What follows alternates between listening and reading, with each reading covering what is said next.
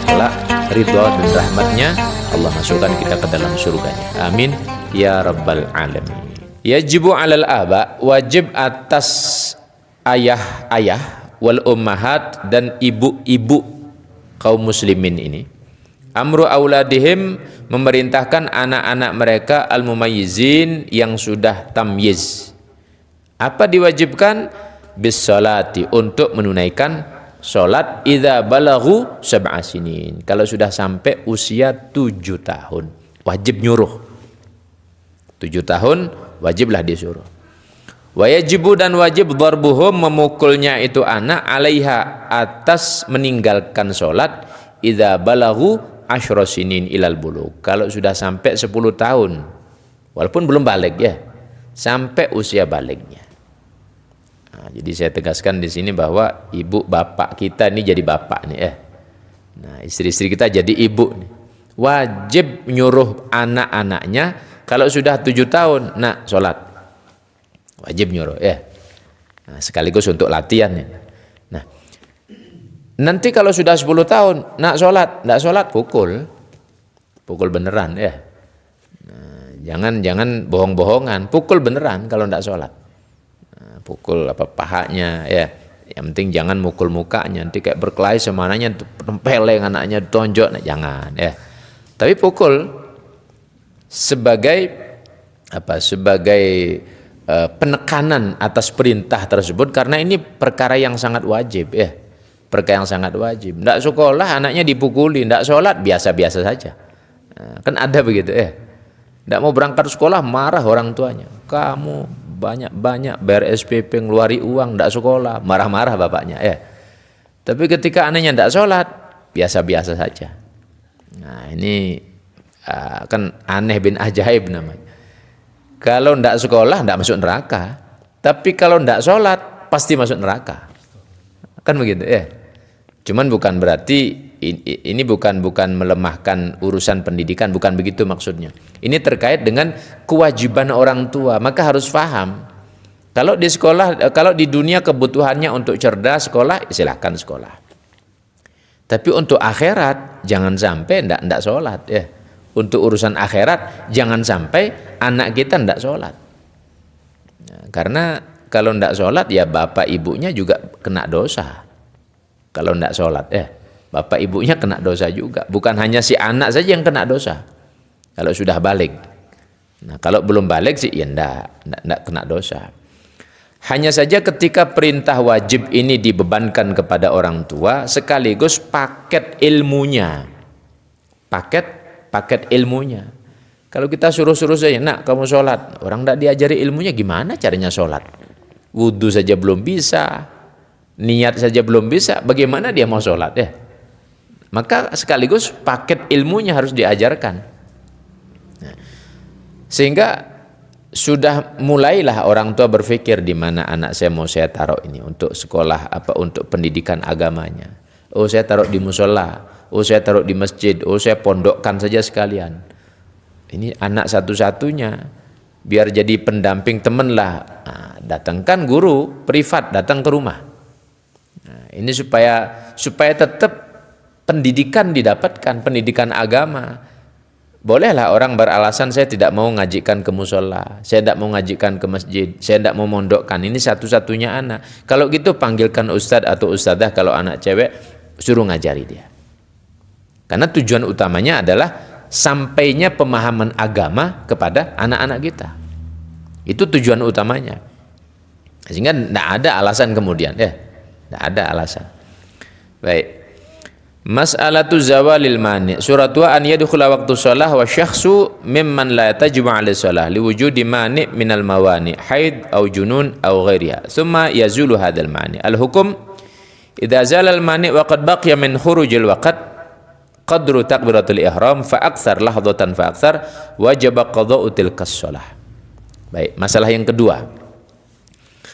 Masalah zawalul mani. Zawal itu berarti hilang ya, lepasnya apa, penghalang.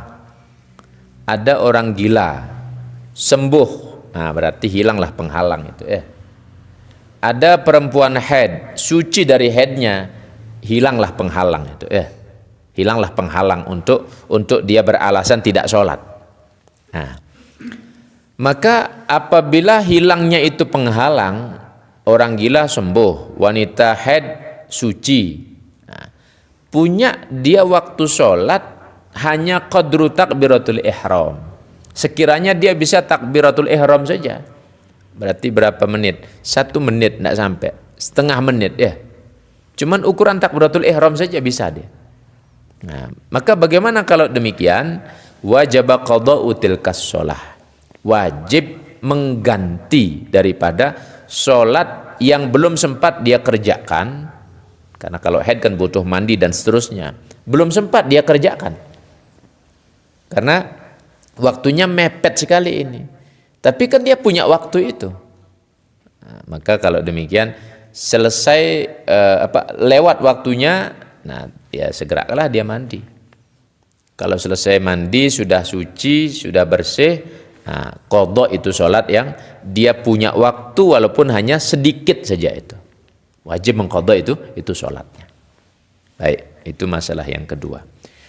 Kemudian wajibu qadha ma qablaha, dan wajib mengganti sholat sebelumnya idza kanat tujma'u ma'aha, apabila bisa dijamak dengan sholat yang dikerjakan atau yang masih punya waktu walaupun hanya sekadar takbiratul ihram tadi. Gambarannya bagaimana? Ada seorang wanita itu suci dari haidnya waktu asar. Waktu asar begitu ya. Waktu asar misalnya maghribnya jam berapa ini? 7 kurang 10 ya, baik. Ada seorang wanita suci dari haidnya jam 7 kurang 15. Berarti punya 5 menit waktu ya. Kurang 15. Nah, waktu asar ini. Mandi, karena mandi juga tidak cukup 5 menit. Nah, artinya dia punya jeda waktu ini. Jeda waktu ini. Selesai mandi rupanya sudah maghrib. Maka asarnya kan tetap wajib diqadha. Karena dia punya jeda waktu masalahnya ini. Nah. Terus apakah asar saja yang diqadha? Zuhurnya juga wajib diqadha juga. Zuhurnya wajib diqadha. Kenapa? Sebab karena zuhur dengan asar itu bisa dijamak. Zuhur dengan asar bisa dijamak. Faham maksudnya ini? Faham enggak maksudnya ini? Nah, baik. Nah. Kemudian begitu juga kalau misalnya contohnya waktu Isya. Ada seorang wanita atau orang gila lah sembuh dia. Waktu sholat Isya. Nah, sudah mepet subuhnya, anggap jam 4 lah setengah 5. Anggap setengah 5. Nah, subuhnya setengah 5. Dia suci dari haidnya atau sembuh dari gilanya setengah 5 kurang 5 menit. Artinya kan masih waktu Isya masih ada itu. Masih ada waktu Isya itu. Nah, lalu kalau dia misalnya mandi, kalau wanita haid ini suci dari haidnya mandi, tidak nutut waktunya.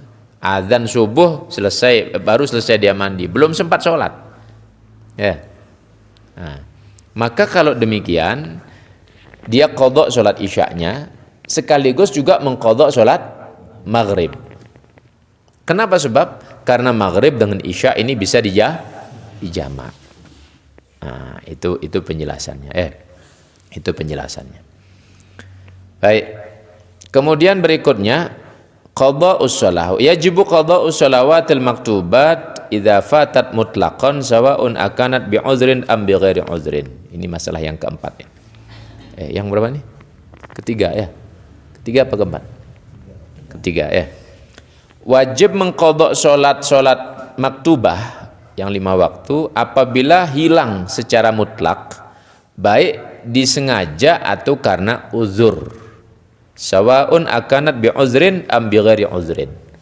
Baik itu sengaja ataupun karena uzur. Jadi gampangnya, kalau kita tidak sholat wajib diqadha begitu saja sudah. Mau itu punya alasan apapun ataupun tidak punya alasan, wajib diqadha. Mau itu sengaja ataupun tidak sengaja, wajib diqadha. Maka catat baik-baik bahwa kalau ada orang Islam tidak sholat wajib mengganti. Itu catat baik-baik ya. Jangan nanti cari argumentasi yang macam-macam atau cari keringanan-keringanan. Oh, ada pendapat bilang tidak apa-apa, tidak usah diganti. Itu tidak boleh dipakai pendapat-pendapat gitu ya. Itu tidak boleh dipakai itu. Kalau ada pun pendapat-pendapat seperti itu tidak boleh dipakai. Karena memang dari ulama-ulama salaf kita pun tidak begitu ngajarkan. Ulama-ulama salaf maksudnya ulama madhab itu kan salaf masuk ya. Ulama madhab semuanya tidak begitu mengajarkan. Yang diajarkan apa? Kalau tidak sholat wajib diqadha. Mau uzur ataupun tidak ada uzur. Nah, jadi ketentuannya seperti itu. Hanya saja as-salawatul faitah bi ghairi uzrin yajibu qadhuha 'alal faur wa la yajuzul ishtighal bin nawafil wa ghairiha hatta tuqdha. Salat yang ditinggal tanpa uzur, ini bedanya ini ya. Wajib mengqadha segera. Tidak boleh tunda-tunda. Wajib mengqadha segera dan tidak boleh sibuk dengan sholat-sholat sunnah dulu dia. Sampai dia mengqadha yang wajib itu tadi. Nah, sehingga alasannya dia bilang saya pengen sholat sunnah yang banyak sholat. Tapi dia punya utang banyak juga sholat wajib. Tidak usah sholat sunnah. Tidak usah sholat sunnah. Sholat wajibnya kerjakan ya. Orang punya utang wajib dia. Maka pilih mana? Sholat tahajud apa qadha sholat? Qadha. Sholat duha apa qadha sholat? Qadha sholat. Orang utangnya banyak Kalau punya utang banyak wajib mengqadha daripada sholatnya. Tidak boleh dia sholat sunnah itu. Jadi sholat wajibnya banyakin Nah. As-salawatul faitah bi uzrin, sholat yang ditinggal karena uzur yajibu qadhuha, tetap wajib qadha walakin ala tarakhi, tapi boleh ditunda sedikit-sedikit lah. Nah, karena misalnya uzurnya misalnya karena dijama dijama ataupun karena sebab lupa misalnya kan. Uzurnya sholat kan ada berapa? Yang sudah lewat kemarin. Lupa, ketiduran, dipaksa ikrah. Kemudian apa lagi? Menjamak kan itu uzur-uzurnya sholat itu. Kemudian ada tambahan lagi, orang yang khawatir hilangnya kesempatan untuk wukuf di Arafah. Atau yang berikutnya lagi tambahan, orang yang dia kalau menunaikan sholat maka nyawanya lepas, harus ditangani dulu, sakit parah mau dioperasi begitu sedangkan dia belum sholat ini. Kalau dokter bilang ini harus segera ditangani, belum sholat dia. Nah, belum sholatnya ini dianggap uzur karena berdasarkan diagnosa dokter ini sudah parah, ini penyakit ini harus segera ditangani, sedangkan dia belum sholat, maka belum sholatnya itu dianggap uzur. Itu diantara tambahan. Berarti kalau dirangkum ada 6 uzurnya sholat ada 6 kalau kita pakai kitab referensi kitab ini, dan tentu dari riwayat penjelasan kitab yang lain juga. Kemudian satu poin lagi, yundabut tertib fi qadha'il fawaid bi udhrin, disunnahkan tertib di dalam mengqadha salat yang ditinggalkan karena sebab uzur. Sunnah tertib Misalnya tadi saya karena uzur lupa, ketiduran Sunnah tertib begini, saya misalnya tadi tidak sholat subuh, lupa, zuhurnya lupa juga, asarnya karena saya sakit misalnya Nah, kalau karena uzur, sunnah mengqadha berurutan, subuh dulu, baru habis itu zuhur, baru habis itu asar. Nah, dalam satu waktu tidak ada masalah, bukan nunggu waktu subuh nanti ngodok subuh, zuhur ngodok zuhur, asar ngodok asar, bukan begitu. Dalam satu waktu tidak apa-apa, tapi sunnahnya berurutan. Baik. Kemudian yajibu tartib fi qadha'il fawaid bighairi uzrin. Kalau ditinggalkan sholat tanpa uzur, wajib urutan. Saya sengaja tadi subuh tidak sholat subuh. Zuhur tadi Jumatan sengaja tidak Jumatan saya. Asar tadi sengaja saya tidak sholat asar misalnya. Maghrib tadi saya sengaja tidak sholat maghrib, sengaja ini. Maka wajib ini hukumnya, harus berurutan. Ngodok subuh dulu, habis itu baru zuhur. Tidak boleh nanti subuh kemudian niatnya asar, habis itu kemudian maghrib, kemudian ditukar, tidak boleh. Wajib berurutan. Itu bedanya, itu bedanya. Maka dari penjelasan ini tentu ini adalah ilmu dasar dalam kehidupan kita, menghambakan diri kepada Allah Subhanahu wa taala. Setelah kita fahami ini, mari untuk menjadi orang yang berhati-hati. Jangan sampai kita asal-asalan meninggalkan perintah, asal-asalan kita meninggalkan perintah-perintah dari Allah Subhanahu wa taala, karena resikonya sangat berat, bebannya itu sangat berat. Mudah-mudahan apa yang saya sampaikan bermanfaat dan kita diberikan istiqomah dalam kebaikan-kebaikan ini. Amin ya rabbal alamin.